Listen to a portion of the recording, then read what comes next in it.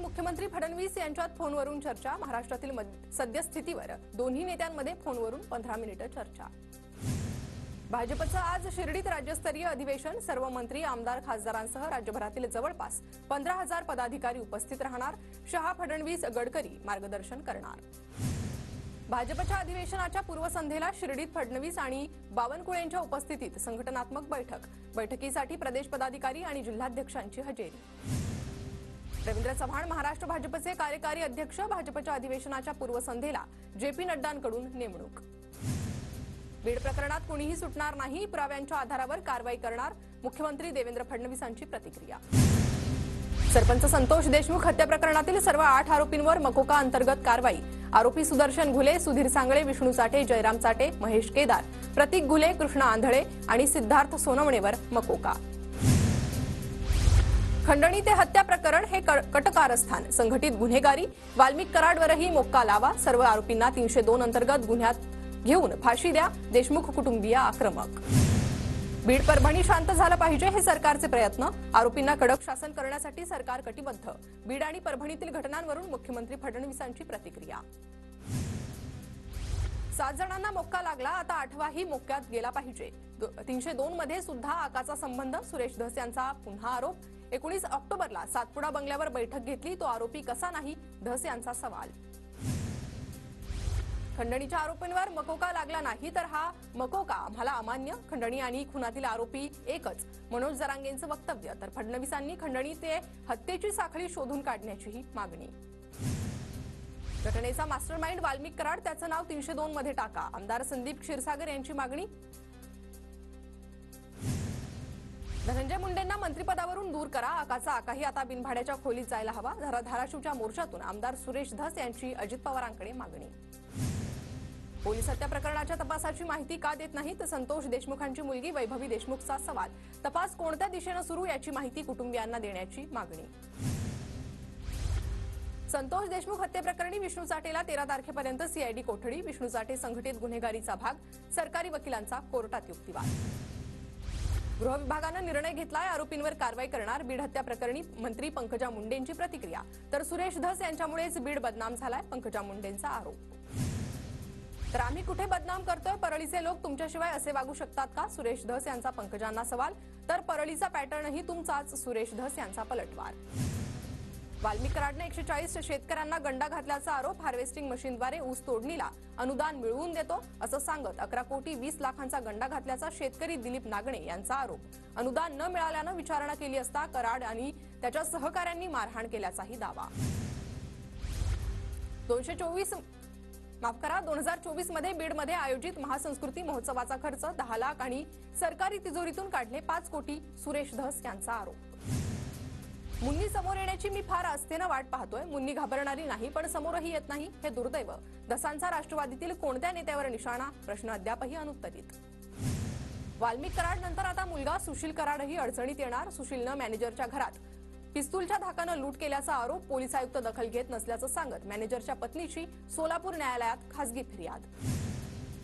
शरद पवार गटाच्या खासदार सुप्रिया सुळेंचा आज परभणी दौरा। सोमनाथ सूर्यवंशी कुटुंबियांची सांत्वनपर भेट घेणार। विजय वाकोडेंच्या निवासस्थानीही जाणार।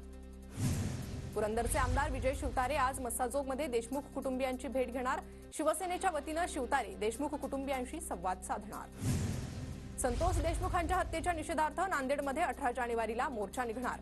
मनोज जरांगे पाटील, बजरंग सोनवणे, सुरेश धस उपस्थित राहणार। सिंदखेड राजा येथे आज जिजाऊ जन्मोत्सव सोहळा साजरा होणार। राजे लखोजीराव जाधव यांच्या जुन्या असलेल्या राजवाड्यामध्ये सकाळपासूनच गर्दी। प्रशासनाच्या वतीनं शासकीय पूजा पार पडणार। देवाभाऊ सापांना जवळ घेऊ नका, चावल्याशिवाय राहणार नाही। रामदास कदमांचा फडणवीसांना सल्ला। काही दिवसांपूर्वी फडणवीस आदित्य ठाकरे यांची झाली होती बैठक। बारामतीत महावितरणच्या कार्यक्रमात उपमुख्यमंत्री अजित पवार आणि सुप्रिया सुळे एकत्र। निमंत्रण उशिरा दिल्यानं सुळेंनी अधिकाऱ्यांना धारेवर धरलं। अजित पवारांना कंत्राटदारांना दम, तर ब्रिटिशांची कामं 100 वर्ष टिकतात, आपली 25 वर्ष टिकत नाही। काम खराब केल्यास ब्लॅकलिस्टमध्ये टाकणार। बारामतीतील कार्यक्रमात अजित पवारांचा कंत्राटदारांना इशारा। दादागिरी करत उद्योजकांना धमकी दिल्यास कठोर कारवाई। कुणी खंडणी मागत असल्यास उद्योजकांनी पुढे आलं पाहिजे, उदय सामंतांची प्रतिक्रिया। शेगाव तालुक्यातील केस गळती प्रकरण। केंद्रीय राज्यमंत्री प्रतापराव जाधवांची गावाला भेट. आज दिल्ली चेन्नईमधील प्रयोगशाळेतील आरोग्य पथक गावाला भेट देणार.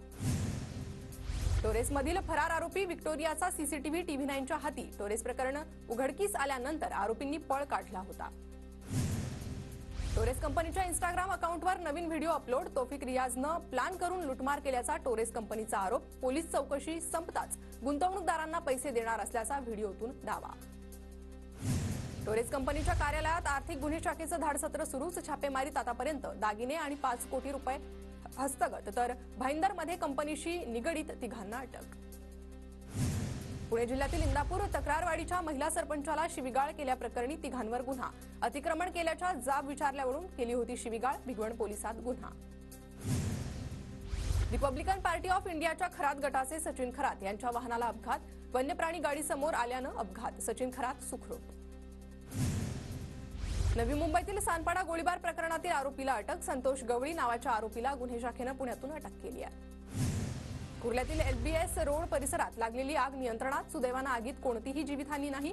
नूर हॉस्पिटल जवळील 2 ते 3 धाब्यांना लागली होती आग. मध्य आणि पश्चिम रेल्वे मार्गावर आज मेगा ब्लॉक. सिग्नल यंत्रणा आणि ओव्हरहेड उपकरणांच्या देखभालीच्या कामांसाठी ब्लॉक.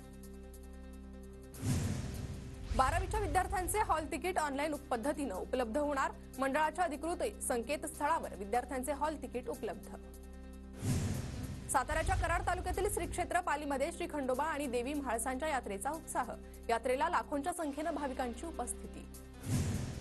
धुळ्यातील लोणखेडी त्र्यंबकेश्वर पायी दिंडी मार्गस्थ झाली. भक्तिमय प्रवासात महिलांसह मुलांचाही सहभाग.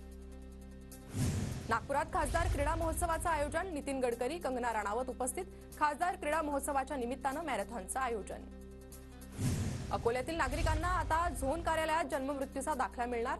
मनपा आयुक्त डॉक्टर सुनील लहाने यांच्या आदेशानं सुविधा उपलब्ध. नंदुरबार जिल्ह्यात रब्बी हंगामाचं क्षेत्र 25% वाढलं. पेरणी क्षेत्र वाढल्यानं खतांच्या मागणीत वाढ.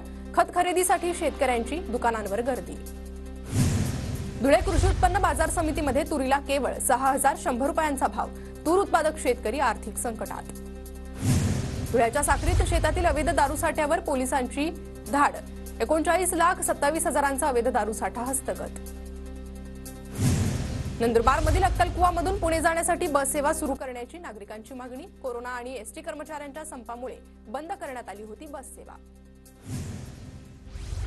जम्मू काश्मीरमध्ये बर्फवृष्टीचा आनंद घेण्यासाठी पर्यटकांची हजेरी.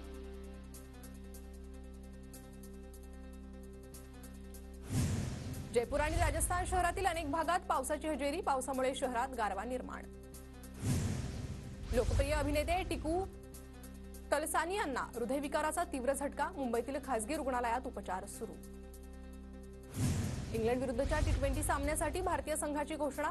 मोहम्मद शमी पुन्हा संघात. सूर्यकुमार यादव कर्णधार तर अक्षर पटेल उपकर्णधार असणार.